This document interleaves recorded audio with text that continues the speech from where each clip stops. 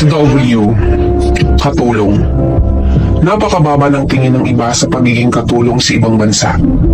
May iba na nagsasabi na kaya tayo napadpad dito kasi wala tayong pinag-aralan.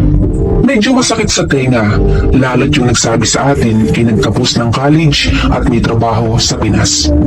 Pero take note, hindi lahat ng katulong dito sa ibang bansa ay walang pinag-aralan. Maraming nagtapos sa kani-kanilang course pero ito ang pinili nila na trabaho. Bakit? Kasi mas sapat ang sahod. Ang mga katulad kong OFW hindi dapat minamaliit ng kung sino man na may magandang trabaho dyan sa Pinas. May pinag-aralan kayo, dapat alam nyo kung ano ang halaga namin sa bansa. Ano nga ba?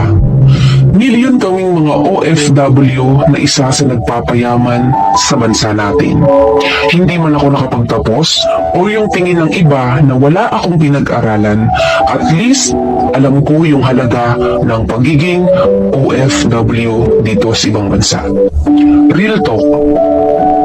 Minsan, pag nagpo-post yung mga OFW o katulong na katulad ko ng mga gamit na nabili nila o kung ano-ano pa, hindi talaga may iwasan na may magsabi na nagmamayabang, alam naman nakatulong lang.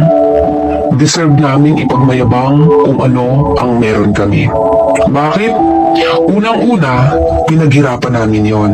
Pangalawa, hindi namin hiningi sa kahit na kanino yung mga bagay na pinopost o pinagyayabang namin. Oo, ayoko sa mga taong mapanghusga. May pinag-aralan ka nga, pero wala kang karapatang manghusga ng ibang tao. Dapat pag nakikita mo yung taong mas mababa sa iyo, dapat magpasalamat ka pa nga kasi andyan ka sa lugar mo at wala sa lugar namin na mga OFW na minamaliit mo.